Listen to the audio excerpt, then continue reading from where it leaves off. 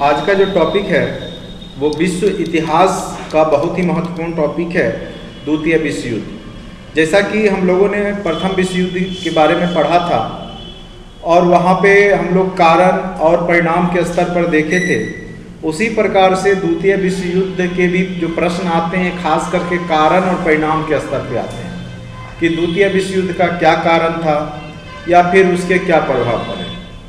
तो इस संदर्भ में आपको द्वितीय विश्व युद्ध को अच्छे से समझ करके जाना है। अगर कारण और परिणाम पूछे तो आप अच्छे से उसको लिख करके आएंगे।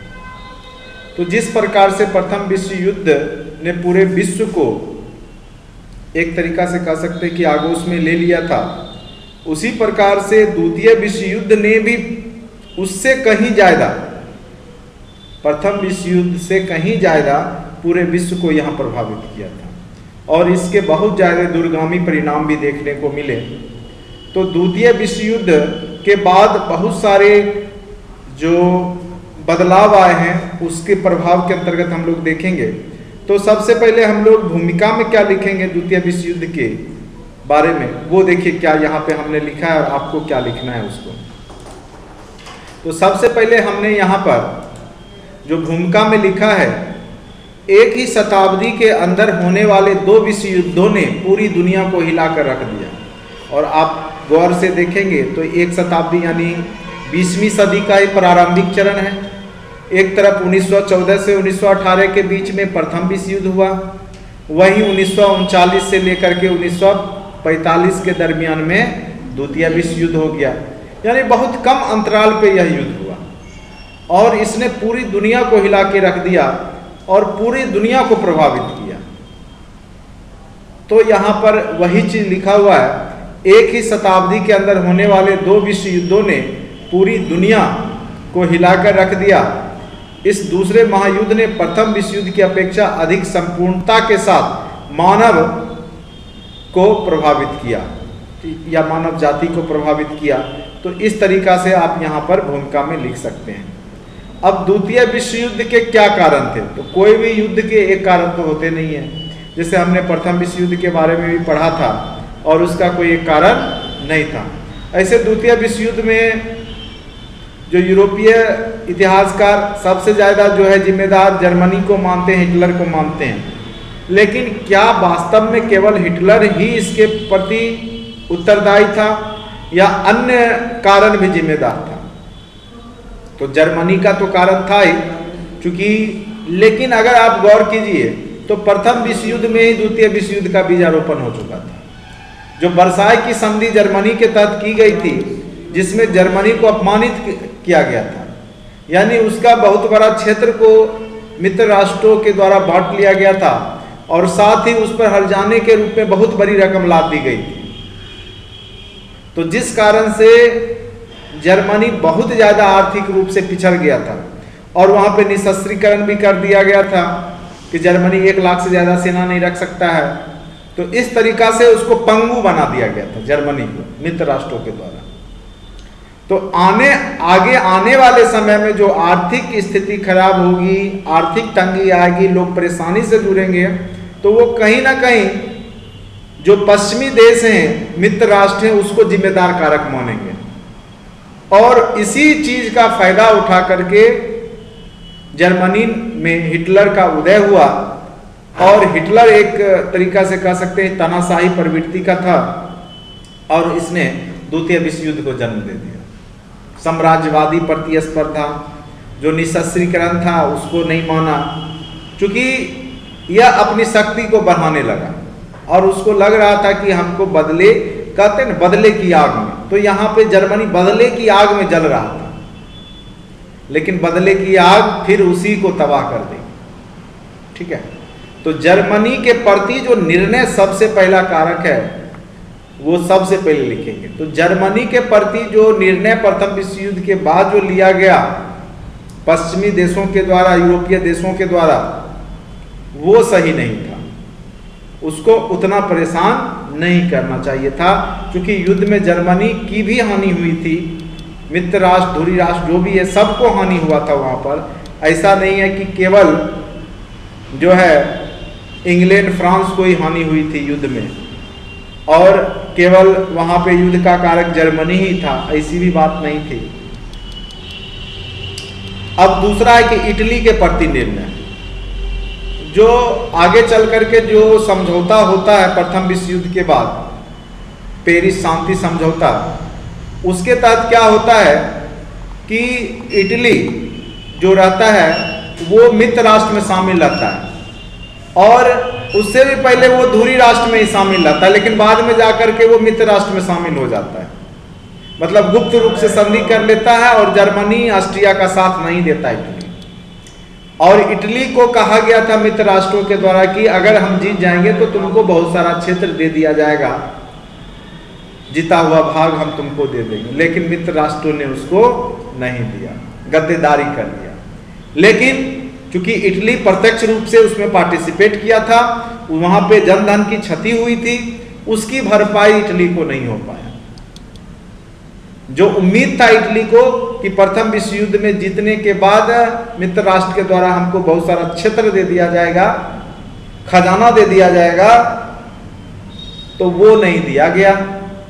और यहां पर इसके अंदर भी अब धोखा, यानी जो अमेरिका, ब्रिटेन या जो फ्रांस था, उसने इटली के साथ भी धोखा दिया था। तो इटली भी अब बदले की आग में जल रहा है कि इस कारण से हमारी तबाही हुई है, इतना परेशानी। और वहां पर भी एक अधिनायक तंत्र का उदय हो गया, और वह मुसोलिनी के द्वारा फांसीवाद। जर्मनी में नाजीवाद और इटली में क्या हो गया, फांसीवाद।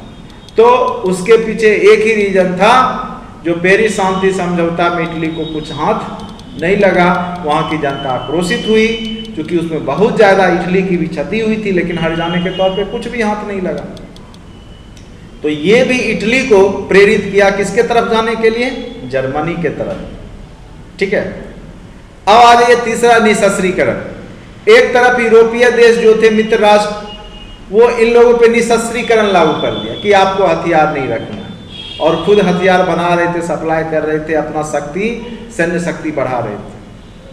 लेकिन जब हिटलर आता है जर्मनी में, तो उसने निःशस्त्रीकरण को मानने से इनकार कर दिया और अपनी सैन्य शक्ति बढ़ानी शुरू कर दी।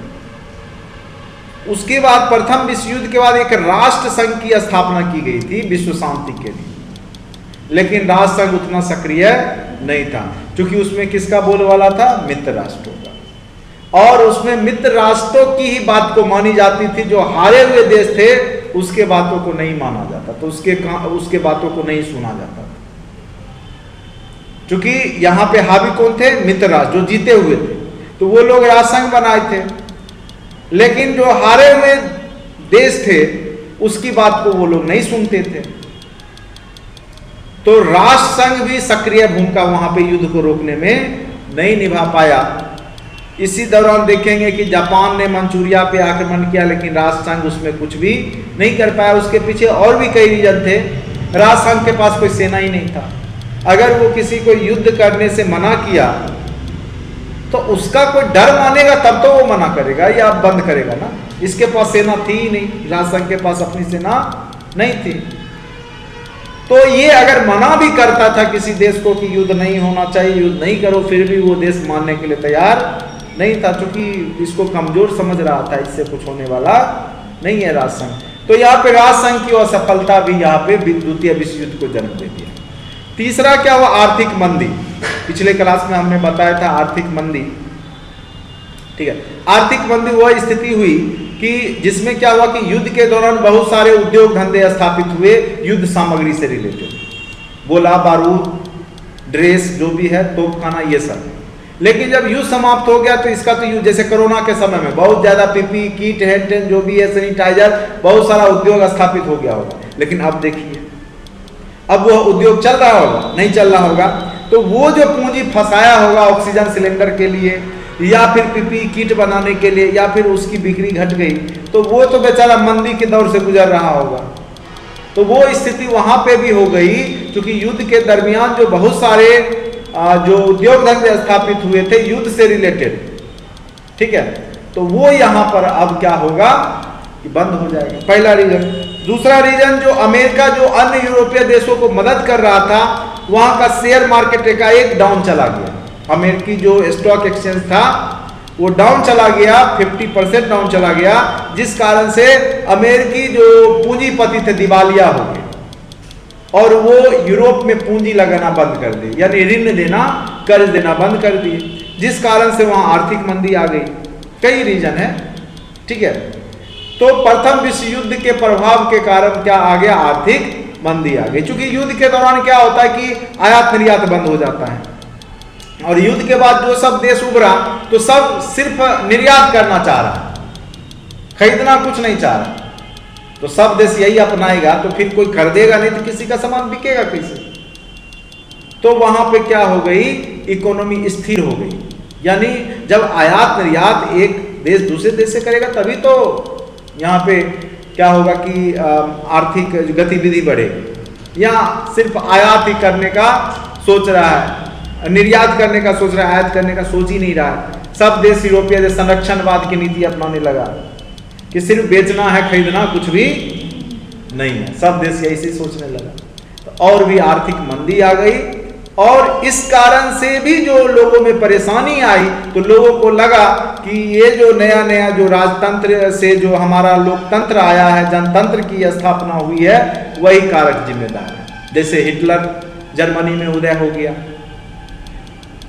मुसोलिनी का उदय हो गया, उसी प्रकार से जापान में भी, तुर्की में भी, तो अलग अलग जगहों पे जो है जो तानाशाह लोग फिर से यहाँ पे उस स्थिति का फायदा उठा करके फिर से लोगों को अपने की ओर आकर्षित करके यहाँ पर आ गए। और फिर उनकी नीति क्या रही, साम्राज्य विस्तार की नीति रही, और उसने द्वितीय विश्व युद्ध को क्या कर दिया, जन्म दे दिया। चलिए, उसके बाद तुष्टीकरण की नीति। तुष्टीकरण की नीति यह खास करके ब्रिटेन अपना रहा था। जर्मनी बहुत सारे क्षेत्र पे अटैक कर रहा था। जर्मनी बहुत सारे क्षेत्र पर, या जो धुरी रास्ता जैसे इटली था, ये भी बहुत सारे क्षेत्र पे अटैक कर रहा था, उसको जीत रहा था। ब्रिटेन ध्यान नहीं दे रहा था, जानबूझकर। उसको लग रहा था कि अगर ये रहेगा ये लोग, तो जो रूस जो साम्यवादी प्रचार करेगा, जो चूंकि अब पश्चिमी जो यूरोपीय देश, उसको डर था साम्यवाद से कि हमारा जो है पूंजीपति वाला जो देश है, पूंजीवादी देश, कहीं साम्यवाद ना आ जाए, जिस कारण से हम लोग को जाना पड़ा। तो वो क्या कर रहे थे कि जो इटली कर रहा करने दो, कोई दिक्कत नहीं है, जर्मनी कर रहा करने दो, ठीक है। तो आसपास उसके पास क्षेत्र को वो जीत रहे थे, और ये लोग जानबूझ करके ध्यान नहीं दे रहे थे। उसको लग रहा था कि ये रूस को काउंटर करने के लिए हमारे लिए अच्छा साधन है, कि ये वो रास्ता तैयार कर रहा है कि रूस इधर नहीं आएगा। क्योंकि जर्मनी जो था रूस का भी दुश्मन था, ठीक है। जर्मनी जो था रूस का जो साम्यवाद था, हिटलर कभी नहीं चाहता था कि वो साम्यवाद वो जर्मनी में आ जाए, क्योंकि वो नाजीवाद का था, वो तानाशाह था, वो कभी नहीं चाहता था कि जनता की सरकार आए, साम्यवादियों की सरकार आए। तो वो भी रूस का विरोध कर रहा था। तो जो इंग्लैंड था, फ्रांस था, ये सब भी साम्यवाद का विरोध कर रहे थे। तो इसको लगा कि जर्मनी इटली जो है अपना करेगा, हम मौज में रहेंगे। तुष्टीकरण की नीति अपनाया, यानी जर्मनी इटली धीरे धीरे अपना फैलाव कर रहा है, लेकिन ये लोग ध्यान नहीं दिए। जब इनके क्षेत्रों पे, जब इनके जो अधीनस्थ जो राज्य थे उस पे जब अटैक करना शुरू किया, पोलैंड पे अटैक करना शुरू किया, या फिर जो भी क्षेत्र था फ्रांस और इंग्लैंड के अंदर, तब जाकर के ये लोग को लगा नहीं, ये तो अब हमको भी अटैक करना। तब जाकर के ये लोग जो है सक्रिय भूमिका निभाना शुरू की, और युद्ध पोलैंड पे अटैक के साथ ही यह द्वितीय विश्व युद्ध की शुरुआत हो गई थी, जैसा कि आप लोग जानते हैं। तो वही कारण को हम लोग लिखेंगे और लास्ट में परिणाम को देखेंगे। अब कारण में वही है, जर्मनी के प्रति निर्णय। प्रथम विश्व युद्ध में जर्मनी के हार के बाद मित्र राष्ट्रों ने जर्मनी के साथ वर्साई की संधि की, जिसके तहत जर्मनी के समूह क्षेत्रों, समृद्ध क्षेत्र जो खनिज संपदा वाला क्षेत्र था, वहां पर मित्र राष्ट्रों का नियंत्रण स्थापित हो गया। यानी कुछ फ्रांस बांट लिया, कुछ इंग्लैंड बांट लिया, इस तरीका से जर्मनी का क्षेत्र मित्र राष्ट्रों को दे दिया गया। साथ ही युद्ध की क्षतिपूर्ति के रूप में एक बड़ा रकम जर्मनी पे, कहा जाता है $5 अरब वहां पे लाद दिया गया था। एक बहुत बड़ा रकम होता है, ठीक है। और जिससे जर्मनी की राष्ट्रवाद आहत हुई, और हिटलर जैसे तानाशाह का वहां पे क्या हो गया, उदय हुआ, जिसने द्वितीय विश्व युद्ध को क्या किया, जन्म दे दिया। ठीक है, अब आ जाए इटली के प्रति निर्णय। पेरिस शांति सम्मेलन जब हुआ तो उसमें इटली जीतकर भी हार गया। इटली मित्र राष्ट्र के साथ था, लेकिन वह जीत कर के भी क्या हो गया, हार गया। क्यों? क्योंकि लंदन के गुप्त संधि के तहत किए गए वादे के अनुरूप इटली को कोई भी क्षेत्र प्राप्त नहीं हुआ। इससे वादा किया गया था अगर जीतेंगे, और ये तो ब्रिटेन ये सब में चालाक था, फ्रांस, इंग्लैंड, अंग्रेज बहुत चालाक थे, इटली को कुछ हाथ नहीं लगा। फलतः उसका राष्ट्रवाद आहत हुआ, साथ ही युद्ध जनित आर्थिक कठिनाइयों के कारण वहां असंतोष उग्र हो गया और वहां पर जनता मुसोलिनी जैसे तानाशाह में अपनी भलाई देखने लगी और द्वितीय विश्व युद्ध का आधार तैयार हो गया। अब जो है जर्मनी और इटली दोनों मिल जाएगा। ठीक है, अब आ जाए निशस्त्रीकरण।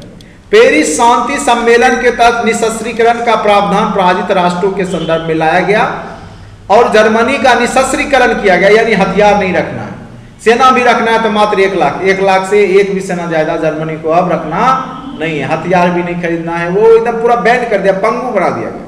इस भेदभाव ने निशस्त्रीकरण की मूल भावना को ही निरर्थक बना दिया और हिटलर ने निशस्त्रीकरण सम्मेलन से त्याग पत्र देकर सैन्यवाद पर बल दिया, जिससे द्वितीय विश्व युद्ध का आधार तैयार हो गया। प्रथम विश्व युद्ध के बाद जो राष्ट्रसंघ की स्थापना की गई थी, अंतर्राष्ट्रीय शांति एवं सुरक्षा हेतु राष्ट्रसंघ की स्थापना की गई थी, किंतु इसमें पराजित राष्ट्रों का स्थान नहीं मिला, अतः इसे विजय राष्ट्रों का ही संघ कहा गया। साथ ही राष्ट्रसंघ अपने कर्तव्य पालन में भी असफल रहा। जैसे एग्जाम्पल दे सकते हैं, 1931 में जापान ने चीन के मंचूरिया पर हमला किया, लेकिन राष्ट्रसंघ असहज नजर आया, यानी राष्ट्रसंघ कुछ नहीं कर पाया, सिर्फ धमकाने के अलावा कुछ नहीं कर पा रहा, जिस कारण से राष्ट्रसंघ भी यहां पे असफल रहा युद्ध को रोकने में। अब आ जाइए आर्थिक मंदी, लास्ट कारण में नहीं, सेकेंड लास्ट है। 1929 ईस्वी की वैश्विक आर्थिक मंदी ने भी यूरोपीय देशों में भुगतान संतुलन की समस्या पैदा की। आर्थिक संकट ने प्रजातांत्रिक सरकार में जनता के विश्वास को कम किया। परिणामतः इटली, जर्मनी, जापान जैसे देशों में तानाशाही शासकों का उदय हुआ, जिसने द्वितीय विश्व युद्ध का क्या किया, आधार तैयार किया। तुष्टीकरण की नीति। पश्चिमी देश साम्यवाद को अपना सबसे बड़ा शत्रु मानती थी, अतः उन्होंने सभी उपायों से साम्यवाद की समाप्ति पर बल दिया। इसी क्रम में साम्यवाद विरोधी देशों के प्रति ब्रिटेन ने तुष्टीकरण की नीति अपनाई। वस्तुतः ब्रिटेन और फ्रांस युद्ध से बचने के लिए फांसीवादी शक्तियों की अन्यायपूर्ण मांगों को पूरा करके अपमानित होते रहे। इसी क्रम में हिटलर की विस्तारवादी इच्छा बढ़ती गई। अंततः जब उसने रूस से अनाक्रमण संधि कर पोलैंड पर हमला किया, तब ब्रिटेन और फ्रांस ने हिटलर का विरोध किया। उससे पहले वो विरोध नहीं कर रहा था। इसी क्रम में द्वितीय विश्व युद्ध शुरू हो गया। अगर पूंजीवादी ब्रिटेन और फ्रांस आरंभ में ही मुसोलिनी और हिटलर के विस्तारों को रोकने का प्रयास करते, तो शायद यह द्वितीय विश्व युद्ध नहीं होता। तो आप समझ गए होंगे कारण यही था। अब परिणाम के स्तर पर देखेंगे तो सबसे पहला परिणाम क्या निकला, धन जन की भीषण संहार होगा, क्योंकि इसमें लगभग 5 करोड़ लोग मारे जाएंगे। सेना 5 करोड़ सेना। अकेले जापान पे जब नागासाकी में बम गिरा था तो 2 लाख 2.5 लाख लोग मारे गए थे केवल जापान में। 1945 में 6 अगस्त और 9 अगस्त को अमेरिका ने क्रमशः हिरोशिमा और नागासाकी पर बम गिराया था और उसमें लगभग 2.5 से 3 लाख लोग मारे गए थे सिर्फ जापान में। ठीक है, तो यहाँ पे कहा जाता है कि द्वितीय विश्व युद्ध में लगभग 5 करोड़ सेना यहाँ पे हत्या हुई थी। पूरे आबादी का 3% लोग मारे गए थे। ठीक है, उसके बाद धन जन, तो उसमें जानते हैं युद्ध में बहुत ज्यादा क्षति होता है। नहीं, धन का तो होगा ही, जन मतलब जनता, सेना। औपनिवेशिक युग का अंत। लेकिन द्वितीय विश्व युद्ध के बाद जब क्या हुआ कि धीरे धीरे देखिएगा भारत जैसे देश स्वतंत्रता की लड़ाई लड़ने लगेंगे, क्योंकि अब ब्रिटेन की स्थिति पहली वाली नहीं रही। अब ब्रिटेन बहुत ज़्यादा कमज़ोर हो चुका था, क्योंकि युद्ध में उसे भी बहुत ज़्यादा हानि हुई थी, क्षति उसका भी बहुत ज़्यादा हुआ था। इस कारण से धीरे धीरे जो है उपनिवेश में स्वतंत्रता आंदोलन होने लगा और औपनिवेशिक युग का अंत आप देखेंगे। उधर चीन स्वतंत्र हो जाएगा 1949 तक में, इधर आपका जो है भारत 1947 में स्वतंत्र हो जाएगा। तो इस प्रकार से आप देखिएगा कि जो अफ्रीका और एशिया के जो सब देश थे वो अंग्रेजों से, फ्रांस से, पुर्तगाली से, सबसे अब आज़ाद होना शुरू हो गया। उसके बाद आगे चल के फांसीवादी जो शक्ति का उदय हुआ था इटली में, वो यहाँ पे उसका सफाया हो गया। इंग्लैंड की स्थिति कमजोर पड़ना शुरू हो गई, क्योंकि इंग्लैंड को यहाँ पे भारी क्षति का सामना करना पड़ा।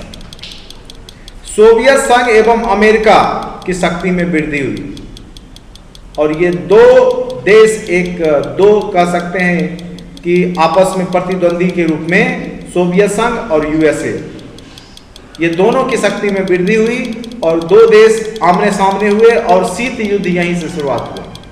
किन दो देशों के बीच में? रूस और अमेरिका के। क्यों होगा रूस और अमेरिका के बीच में? क्योंकि रूस एक साम्यवादी देश है, वो साम्यवाद का प्रसार चाहेगा, और अमेरिका क्या है? पूंजीवादी देश है, वो पूंजीवाद का प्रसार चाहेगा। वो पूंजीवादी अन्य देशों को बनाना चाहेगा, जबकि रूस क्या चाहेगा? साम्यवाद को बढ़ाना। माओ से तुंग जैसे चीन में साम्यवादी ही आते हैं, आगे चीनी क्रांति में बताएंगे। जैसे भारत जैसे देश में माओवादी आ जाता है। माओवादी क्या है? माओ से तुंग के विचारधारा को मानने वाला, ठीक है। तो यहाँ पे आप देखिएगा रूस में भी आपने देखा था कि वहाँ पर भी रूस की क्रांति में साम्यवादी किस तरीका से वहाँ पे जो है सत्ता को हथियाते हैं। उसी प्रकार से चीन में भी देखिएगा कि साम्यवादियों के द्वारा वहाँ पर सरकार बनाई जाएगी 1949 ईस्वी में। तो ये सब तभी संभव हुआ जब द्वितीय विश्व युद्ध के बाद ब्रिटेन की स्थिति खराब हुई, जापान की स्थिति खराब हुई। नहीं तो जापान एक छोटा सा देश चीन और रूस तक कब्जा किए हुए थे। रूस की क्रांति में हमने बताया था ना, जापान से रूस हार गया था। चीन का मंचूरिया क्षेत्र जापान के कब्जे में था, पूरा चीन पे कब्जा किए हुए थे। एक छोटा सा देश जापान इतना शक्तिशाली बना हुआ था उस समय जापान। वो तो अमेरिका बम नहीं गिराता तो अमेरिका को भी लपेटे हुए था, लेकिन उसको नहीं पता था कि अमेरिका पहले से परमाणु बम बना के रखे हुए। अगर उसको पहले से पता रहता ना जापान को कि कोई ऐसा भी हथियार है तो वो ऐसा काम अमेरिका के साथ तो पंगा नहीं लेता खास कर। लेकिन गुप्त रूप से अमेरिका पहले से जो है एटम बम का प्रयोग करके रखे हुए थे और इंतजार कर रहा था। जिस तरीका से जापान जो है कब्जा कर रहा था पूरे एशिया पे, रूस पे, चीन पे, बड़े बड़े देशों पे, अमेरिका भी भयभीत हो गया। अगर इसको जल्दी से कंट्रोल नहीं किया जाए तो अगला टारगेट क्या होगा? अमेरिका ही। आप देखेंगे तो अच्छे समझ में एक छोटा सा जापान इतना शक्तिशाली बन गया। उसके बाद चूंकि अब यहां पर क्या होगा कि साम्यवाद का तेजी से प्रसार होगा और रूस की शक्ति में स्वाभाविक सी वृद्धि होगी, तो यहां से क्या होगा? साम्यवाद का तेजी से प्रसार होगा। ठीक है। विश्व का दो खेमों में विभाजन वही संयुक्त राष्ट्र संघ और सोवियत संघ रूस। गुट निरपेक्षता की नीति। अब भारत जैसा देश कहेगा अब हम किसी में नहीं रहेंगे।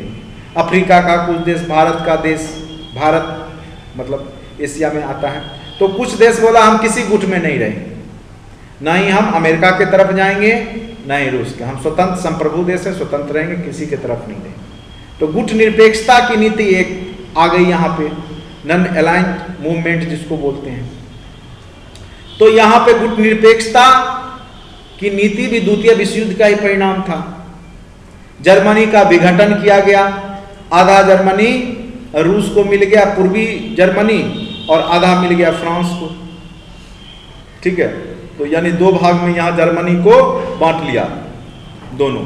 चूंकि रूस के मदद से ही एक तरफ रूस चढ़ाई किया, एक तरफ, क्योंकि शुरुआत में यह जो हिटलर था वो रूस के साथ अलायंस किए हुए था, लेकिन बाद में वो रूस पे भी चढ़ाई कर रहा है, क्योंकि उसको डर रहता है साम्यवाद।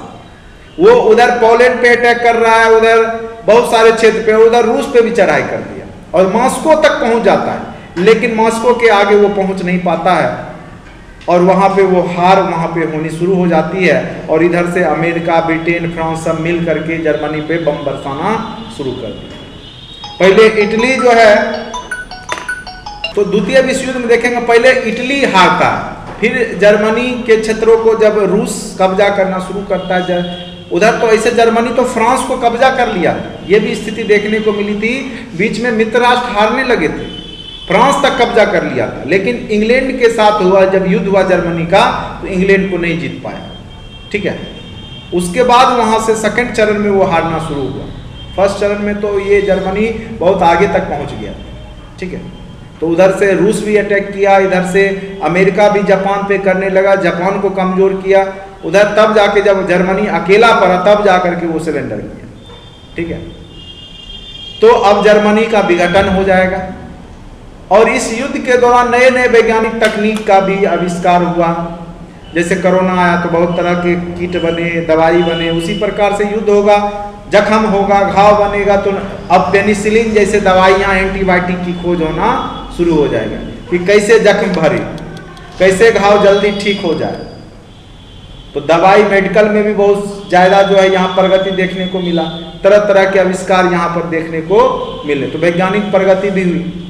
उसके बाद आगे युद्ध ना हो उसके लिए 24 अक्टूबर 1945 को संयुक्त राष्ट्र संघ यूएनओ की स्थापना की गई। जैसा कि आप लोग जानते ही होंगे कि आने वाले समय में फिर से पूरा विश्व ऐसी मोड़ पे नहीं आए कि दोबारा युद्ध का सामना करना पड़े, क्योंकि इसमें सबको हानि हुआ, सब अब त्रस्त था, किसी को अब युद्ध करने की इच्छा नहीं था। जो जीता था वो भी, जो हारा था वो भी। इंग्लैंड जीता, लेकिन इंग्लैंड की भी स्थिति खराब हो गई ना। अब नया देश कौन उभरा था? अमेरिका, क्योंकि वो लास्ट में युद्ध में शामिल हुआ, ज्यादा उसको क्षति हुआ नहीं, उससे ज्यादा वो तो बेच करके कमा लिया था। इसीलिए उधर अमेरिका और इधर रूस, क्योंकि रूस को बहुत बड़ा क्षेत्र जर्मनी का हाथ लग गया। ठीक है, तो ये दो शक्तिशाली देश यहां पर उभर जाते हैं। अन्य परिणाम, विश्व राजनीति में यूरोपीय प्रभुत्व समाप्त हो गया। अब यूरोपियों का प्रभुत्व क्या हो गया? समाप्त हो गया। अब किसका प्रभुत्व स्टार्ट होगा? अमेरिका और रूस का। अमेरिका और सोवियत संघ, चीन, जापान का महत्व बढ़ा। चीन भी अभी देखिए शक्तिशाली देश है, रूस तो है ही। तो अभी आप देखिएगा रूस, चीन एशिया में शक्तिशाली देशों में से एक, और जापान का भी महत्व अभी भी है। ठीक है, तो ये सब की शक्ति में और वृद्धि हुई। जापान उस समय बम गिरा, लेकिन फिर बहुत, चूंकि वहाँ तकनीकी बहुत ज़्यादा विकास हुआ और तकनीकी रूप से बहुत ज़्यादा वो अपडेट है, इसलिए वो अपनी भरपाई तुरंत कर ली। और अभी भी आप देखिएगा जापान की स्थिति बहुत बेहतर है, विकसित देशों में से आता है। कल्याणकारी राज्य की भावना का विकास हुआ। अब लोग युद्ध को जो है प्रथम उपाय नहीं मान रहे थे। पहले क्या था, कुछ हो तो युद्ध ही करते थे, अब वो लास्ट है और कोई भी समस्या का निदान युद्ध नहीं हो सकता है। आप यहां से आपने देखा, चाहे प्रथम विश्व युद्ध हो चाहे द्वितीय विश्व युद्ध, समस्या का कोई निदान हुआ नहीं हुआ ना। आपस में फिर सबको मिलके बैठक करके बातचीत करना ही पड़ा और तब जाकर के निदान आया और तब जाके लोक कल्याणकारी राज्य की भावना का विकास हुआ। पश्चिम एशिया के राज्यों में राष्ट्रवाद की भावना का विकास हुआ। भारत जैसे देशों में, ठीक है, राष्ट्रवाद की भावना का विकास हुआ और स्वतंत्रता की मांग और बढ़ गई। आप 45 के बाद देखिएगा लोग और भी स्वतंत्रता का डिमांड करने लगे एशिया में। इस प्रकार द्वितीय विश्व युद्ध के महत्वपूर्ण एवं दूरगामी परिणाम हुए, जिसने पूरे विश्व को जो कि पूरे विश्व को देखने को मिला। साम्यवादी का प्रसार हो, चाहे पूंजीवादी देश हो, अमेरिका की शक्ति में वृद्धि हो, तो इस तरीका से कारण और परिणाम के स्तर पे आप द्वितीय विश्व युद्ध को लिख सकते हैं। ठीक है, बाकी नोट्स को जो है हम ऐप में डाल देंगे, आप लोग वहां से डाउनलोड करके इसको पढ़ लें। चलिए आज के लिए इतना ही। अगर आप पीडीएफ से जुड़ना चाहते हैं, पीडीएफ लेना चाहते हैं, तो आप नीचे डिस्क्रिप्शन बॉक्स में लिंक दिया गया है, ऐप डाउनलोड कर लें और वहां से आप बाय कर लें। चलिए आज के लिए इतना ही। Thank you so much watching for this video.